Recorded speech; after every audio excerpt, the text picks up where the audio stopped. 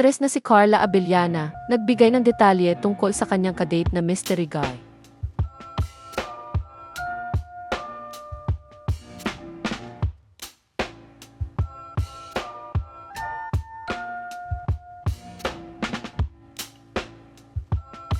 Naging bisita ang aktres na si Carla Abellana sa programang Fast Talk with Boy Abunda nitong Huwebes, September 25, 2025. Doon ay napag-usapan nila ni Boy Abunda ang tungkol sa kanyang buhay pag-ibig.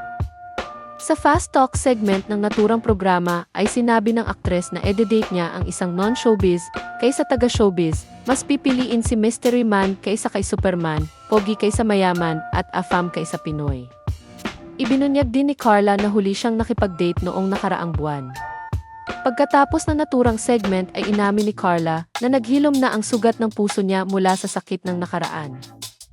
Anya, I wouldn't say naman po na it was just time that healed. Madami pong effort, madaming trabaho, tinrabaho para mag-heal.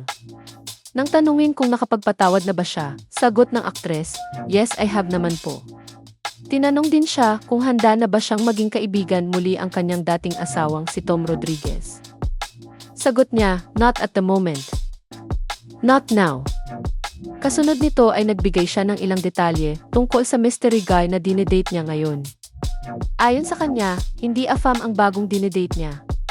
Tinanong din siya sa naturang panayam kung nanliligaw na nga ba sa kanya ang idinidate niya. Sagot ng aktres, it was a date. Yes, I've been actually seeing him. Kita niyo naman nakakadalawang post na po ako, di ba? Parang may pagka-soft launch po. Pero matagal ko na po yan siyang kilala. So, na-mention ko naman po that, I've been open to dating and I have been dating. So, ini-enjoy ko lang siya, Tito Boy. Matatanda ang unang nag-post si Carla Abellana tungkol sa nasabing date noong July 2025.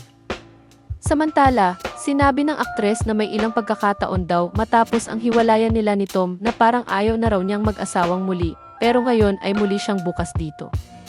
Anya, ayaw ko na pong maging close yung aking pag-iisip na ganun.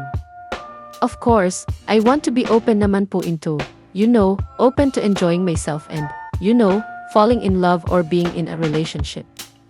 Sang-ayon naman si Carla sa sinabi ni Tito Boy na dapat maniwala sa Panginoon. Sinabi rin ng aktres na dapat lamang daw maniwala sa proseso o sa nais ng tadhanang mangyari sa isang tao. Dagdag pa niya, huwag masyadong isipin or mag-alala tungkol sa hinaharap. Anya, whatever is meant for you will come to you and huwag masyado pong isipin or mag-worry about the future. It takes time, pero just keep going, parang ganun po.